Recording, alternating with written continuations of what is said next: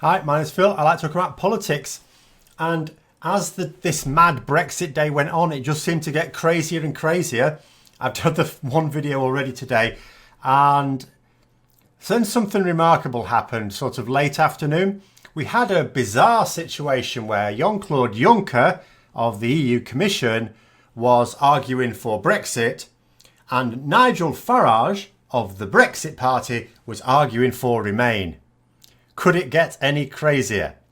But before I get onto that, if you find yourself enjoying the video, then please click the like button and subscribe to the channel.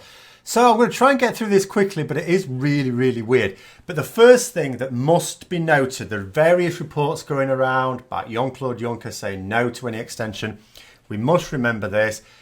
Any request for an extension is decided upon by the other EU member states. It's for the EU Council. As I say, I've seen varying reports saying that Juncker has ruled out a further extension. He has no authority to decide on this. He can advise, anyone can advise, I can advise. But he has no say in it ultimately. It's not up to the Commission President to decide on extensions to the process. However, Jean-Claude Juncker is, of course, a key player on the Brexit team. He headed up the negotiation teams for the EU and, of course, will be respected within the Council. But I have to ask myself, what are his reasons for saying it? It seemed to be an odd thing. He says that the UK and the EU have agreed a deal. So why is there need for further prolongation? Well, there are two reasons why the thinking to that is so deeply wrong that he can't possibly believe it.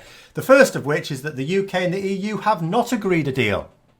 The numbers are unlikely to exist in the British Parliament to pass this deal as long as the DUP and the ERG are opposed to it. And the DUP say they're opposed to it. They actually said something today that I wholeheartedly agree with, and that is, this does not comply with the Good Friday Agreement. Now, there are levels of irony here. Yes, I know it's ironic that the DUP, who have never accepted the Good Friday Agreement, are now using as their main argument for not supporting this deal that it doesn't comply with the Good Friday Agreement. Now, I have to say, I can't help but agree with it. I don't understand. The issue was, of course, having a border between the Republic of Ireland and Northern Ireland, where there would be different customs arrangements, would not comply with the Good Friday Agreement. I don't really see how it does comply with the Good Friday Agreement to just shift it to between Northern Ireland and Great Britain either. Because again, you can have the North-South cooperation, I suppose that's sort of fine, but you can't have movement between Northern Ireland and Great Britain as soon as we diverge without checks, you know, and the same checks that couldn't really be elegantly provided for with a border inside Ireland was not going to be any better across the Irish Sea either. So that's all a bit mad. But there doesn't seem to be any more support for this than there is Theresa May's deal. And yet the EU allowed extensions when our Parliament weren't passing that. So The second thing is that even if Parliament do pass this deal on Saturday, which may not even go to a vote as there's an issue of it being unlawful in UK law, then there isn't really time, as far as I am informed, to carry out the necessary legislation for it in the UK. And as I say, that's become more complicated recently because in order to possibly enact the legislation, they're first of all going to have to change the Taxation Act 2018, which this agreement falls foul of.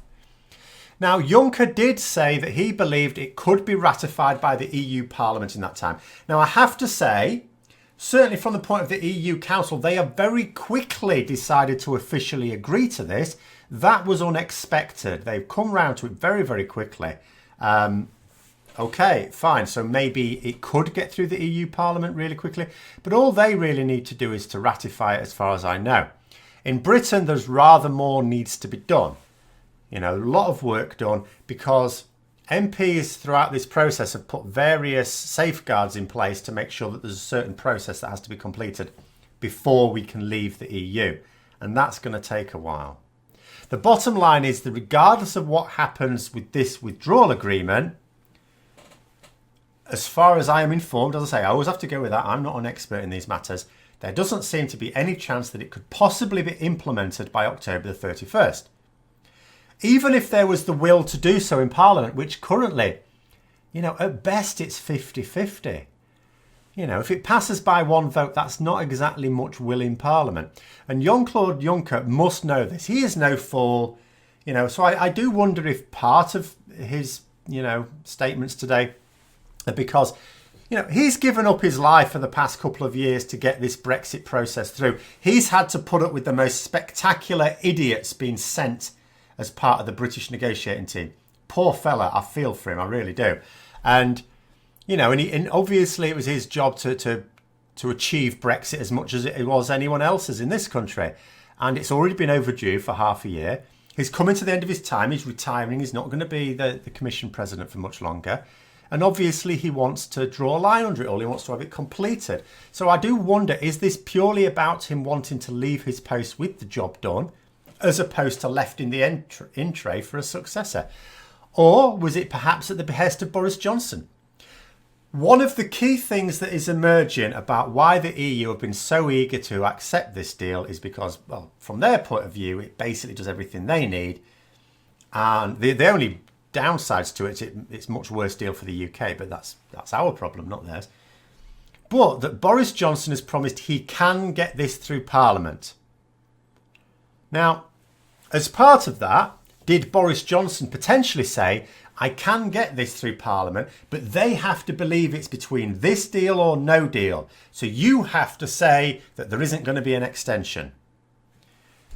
But would that really work on a smart and well-informed political operator like Juncker?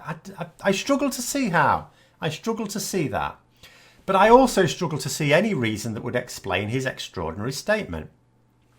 Then there is the issue of the legal challenge to the withdrawal agreement that I talked about in today's first video, and indeed yesterday, because it keeps coming up. Essentially, the withdrawal agreement may meet all of the EU's objectives and meet all of their international commitments, but it is in breach of the UK law, namely the Taxation Act 2018, which refers to cross-border systems. Now, if the outer house of the Court of Session agrees with this on Friday, tomorrow, when there's going to be a court case, then MPs will not even be able to consider it on Saturday. They will be told by a court it's illegal.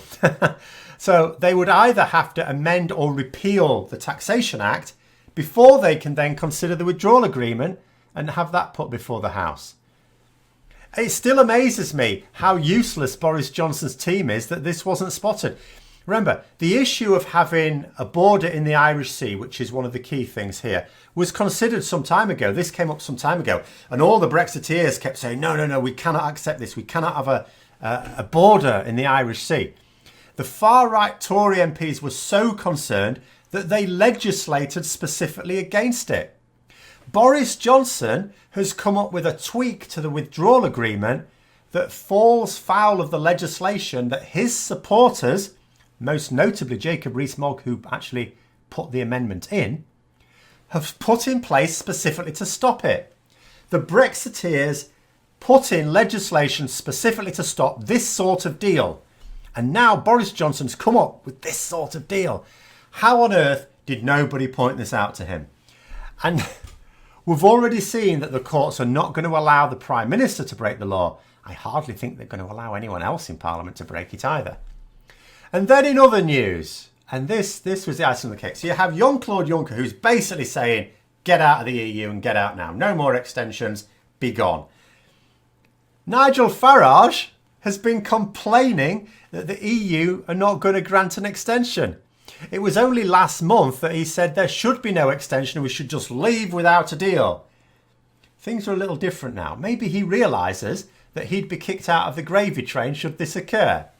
How on earth is he going to make his easy money if there's no EU? In fact, he is properly crying about this. He's really whining about Juncker saying that there should be no extension. You might wonder if Farage here hasn't just given ammunition to Boris Johnson for the next general election.